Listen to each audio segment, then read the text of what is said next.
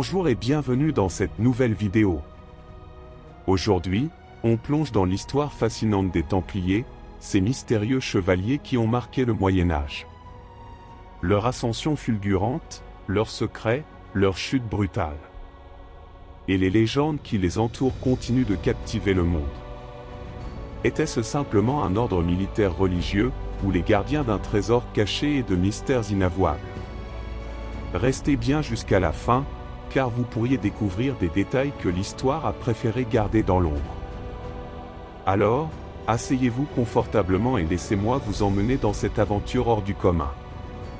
Mais attention! Ce que vous allez entendre pourrait bien changer tout ce que vous pensiez savoir. Abonnez-vous et activez la cloche, car cette histoire ne fait que commencer. Prêt à lever le voile? Allons-y! Les Templiers et la franc-maçonnerie. Héritage spirituel ou mythe? Depuis des siècles, la franc-maçonnerie revendique un lien symbolique avec les Templiers. Mais qu'en est-il réellement? Existe-t-il une filiation directe entre les chevaliers de l'ordre et les loges maçonniques modernes, ou s'agit-il d'un mythe? Aujourd'hui, explorons les supposés liens entre les Templiers et la franc-maçonnerie. Les origines des liens supposés. L'idée d'un lien entre les Templiers et la franc-maçonnerie remonte au XVIIIe siècle, bien après la chute de l'ordre. Mais sur quoi se base cette théorie? Point clé. La franc-maçonnerie et son origine légendaire. La franc-maçonnerie moderne émerge au début du XVIIIe siècle, cherchant à s'ancrer dans une histoire noble et mystérieuse. Les Templiers, symboles de dévotion et de secret, deviennent une source d'inspiration. Théories historiques. Certains auteurs maçonniques, comme Andrew Michael Ramsay, prétendaient que les Templiers auraient transmis leurs secrets aux maçons opératifs. Idée que des Templiers réfugiés en Écosse après leur dissolution auraient influencé les guildes de bâtisseurs, ancêtres des loges maçonniques. Symboles partagés. Usage de la croix pâtée et d'autres motifs templiers dans certains rites maçonniques. Anecdote. Andrew Ramsay, lors d'un discours célèbre en 1737, affirma que la franc-maçonnerie avait hérité des traditions chevaleresques des Templiers, contribuant à populariser cette théorie. Les similitudes entre les Templiers et la franc-maçonnerie. Les supposés liens entre les Templiers et la franc-maçonnerie s'appuient sur plusieurs similitudes, qui relèvent autant de la structure que du symbolisme. Point clé. Structure hiérarchique. Les deux organisations adoptent une hiérarchie stricte et des titres évocateurs, chevalier, grand maître. Symbolisme partagé. Utilisation de la croix, du compas et de l'équerre, et d'autres motifs géométriques associés à la spiritualité et au mysticisme. Rites et secrets. Les Templiers pratiquaient des rites initiatiques, tout comme les maçons modernes, bien que leur contenu diffère. Mission spirituelle. Les deux groupes se définissent par une quête spirituelle, bien que l'ordre des Templiers soit explicitement religieux et la franc-maçonnerie plus philosophique. Anecdote. Le rite écossais ancien et accepté, un système maçonnique du XVIIIe siècle, inclut des degrés chevaleresques faisant référence directe aux Templiers, comme le 30 degrés, chevalier Kadosh. Les critiques et limites des théories. Malgré les similitudes, il existe peu de preuves historiques solides pour établir un lien direct entre les Templiers et la franc-maçonnerie. Quels sont les points faibles de cette théorie? Point clé. Écart temporel. La dissolution des Templiers date de 1312, tandis que les premières loges maçonniques modernes apparaissent au XVIIe siècle. Manque de preuves directes. Aucune archive templière ou maçonnique ne confirme une transmission de tradition ou de secret. Appropriation symbolique. Les références aux Templiers dans la franc-maçonnerie relèvent davantage d'une réinterprétation romantique que d'une continuité historique. Anecdote. Les historiens considèrent souvent les liens entre Templiers et maçons comme une construction du XVIIIe siècle, destinée à renforcer l'aura mystique de la franc-maçonnerie. L'impact culturel des liens supposés.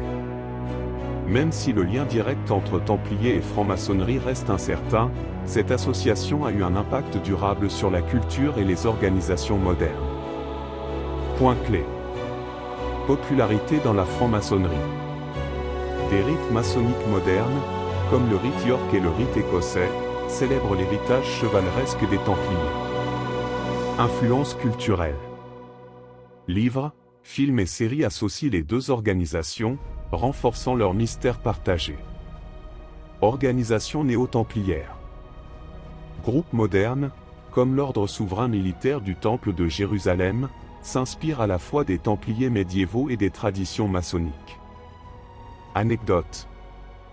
Des films comme National Treasure et des jeux vidéo comme Assassin's Creed renforcent l'idée d'une connexion entre Templiers et société secrète moderne. Héritage spirituel ou construction mythique?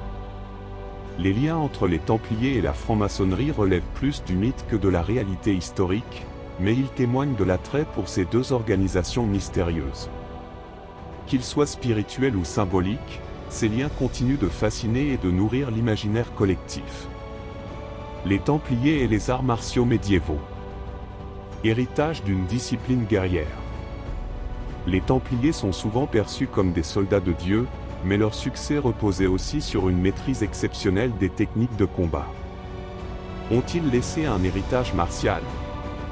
Aujourd'hui, explorons leur influence sur les arts martiaux médiévaux et leur impact sur les techniques modernes de combat. Les techniques de combat des Templiers. Les Templiers étaient des moines soldats, entraînés dès leur admission à l'ordre à manier les armes avec discipline. Leurs techniques étaient adaptées à leur mission. Protéger, attaquer et défendre efficacement. Point clé. Entraînement intensif. Maniement de l'épée longue, de la lance et du bouclier. Simulation de charge de cavalerie et formation défensive. Tactique de cavalerie. La charge massive en formation serrée, connue pour son impact dévastateur sur les lignes ennemies. Coordination entre cavalerie lourde et infanterie pour protéger les flancs. Maîtrise du combat rapproché. Technique pour combattre efficacement dans des espaces restreints, comme les forteresses ou les ruelles des villes. Anecdote. Lors de la bataille de Montgisard en 1177, 80 Templiers entraînés ont mené une charge décisive qui permit à une armée chrétienne en infériorité numérique de vaincre Saladin. Les influences orientales sur leur technique. Les Templiers, actifs en Terre Sainte, furent exposés aux techniques de combat des armées musulmanes, connues pour leur rapidité et leur ingéniosité. Ces influences enrichirent leur propre style martial. Point clé. Influence des Mamelouks et des Sarrasins. Technique de cavalerie légère, utilisée pour harceler les forces ennemies avant une attaque décisive. Adoption de certains équipements, comme les cottes de mailles légères ou les boucliers en forme de cerf-volant. Stratégie d'embuscade. Apprentissage de la guerre asymétrique pour contrer les embuscades fréquentes en Terre Sainte. Adaptation des armes. Usage de l'épée croisée, efficace aussi bien contre des armures que des adversaires mobiles. Anecdote. Les Templiers auraient intégré des éléments des techniques de tir à l'arc à cheval, observées chez les Sarrasins, bien que cela soit rare chez les chevaliers européens. Leur contribution aux arts martiaux médiévaux européens. Les Templiers, avec leur discipline unique, ont contribué au développement des arts martiaux européens, notamment à travers la formalisation des techniques de combat. Point clé. Codification des techniques. Bien que les Templiers n'aient pas laissé de manuel d'escrime, leur discipline a influencé les ordres militaires ultérieurs, qui ont contribué à formaliser ces techniques. Influence sur les traités comme ceux de Fjord Dei Liberi et Johannes Liechtenauer au XIe siècle. Formation collective. Développement de formations comme le mur de bouclier ou les phalanges montées, qui ont influencé les tactiques militaires ultérieures. Partage des savoirs. Transmission de certaines techniques martiales aux autres ordres militaires, comme les hospitaliers. Anecdote. L'idée de la discipline collective sur le champ de bataille, essentielle aux Templiers, se retrouve dans les écoles martiales européennes du bas Moyen-Âge, axées sur la coordination et le travail d'équipe. Héritage dans les techniques de combat modernes.